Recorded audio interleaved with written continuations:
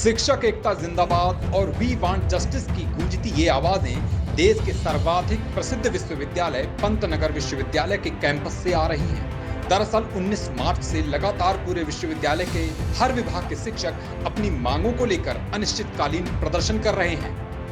जो है डिपार्टमेंट की बात नहीं करिए, इसमें सारे कॉलेज सम्मिलित हैं और इसमें सारे कॉलेज के जो ये तो टीचर्स हैं सब सफरर हैं इसके।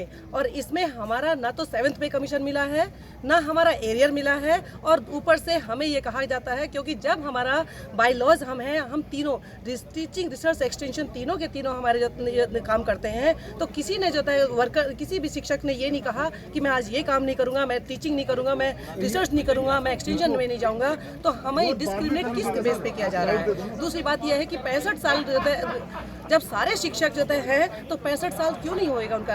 एरियर की कोई बात नहीं करता है, कोई हमारे 7th पे कमीशन की कोई बात नहीं कर रहा है। प्रदर्शन कर रहे शिक्षकों में एक प्रदर्शनकारी शिक्षिका सरकार और विश्वविद्यालय प्रशासन पर आरोप लगाते हुए ये कह रही हैं कि 22 सालों से लगातार विश्वविद्यालय में पढ़ाने के बाद भी उन्हें आज तक शिक्षक नहीं माना जा रहा है। हमारा मुद्दा ये है कि हम एक्रिप वाले हैं और हमसे ये कहा जाता है कि हम शिक्षक नहीं हैं। पिछले 22 साल से हम यहाँ नौकरी कर रहे हैं और 22 साल की नौकरी के पश्चात हमें ये कहा जा रहा है कि हम टीचर नहीं हैं, हम रिसर्च वाले हैं, हम पढ़ाते नहीं हैं, जबकि पिछले 22 साल से हम टीचिंग रिसर्च एक्सटेंशन तीनों कार्य कर रहे हैं। और हमें पिछले 5 सालों से 24 घंटे हम यूनिवर्सिटी के सारे कार्य करते हैं और हमें आज तक 7th पे कमीशन लागू नहीं हुआ है।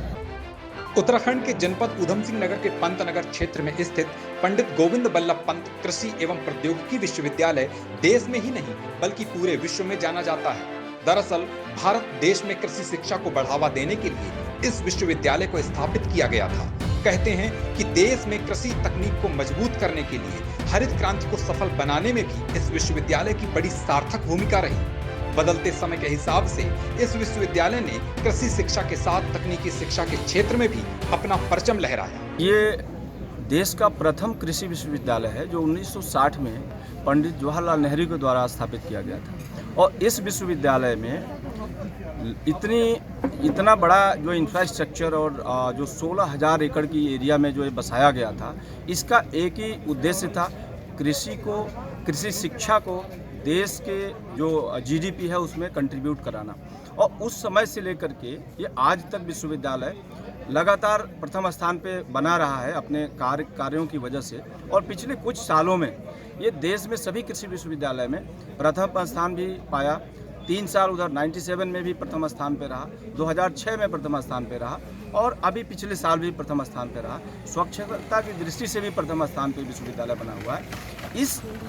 इस विश्वविद्यालय के जो छात्र हैं वो देश में ही नहीं बल्कि विदेशों में बहुत बड़ी बड़ी पोजीशन पे बैठे हुए हैं और कृषि के क्षेत्र में नहीं बल्कि अन्य क्षेत्रों में भी अपना महत्वपूर्ण योगदान दे रहे हैं। समय बदलता रहा और विश्वविद्यालय की व्यवस्थाओं में भी समय के साथ परिवर्तन होता रहा, लेकिन कारण जो भी रहा हो, पिछले कुछ सालों से विश्वविद्यालय में अलग अलग तरीके से प्रदर्शनों का होना एक आम बात हो गई।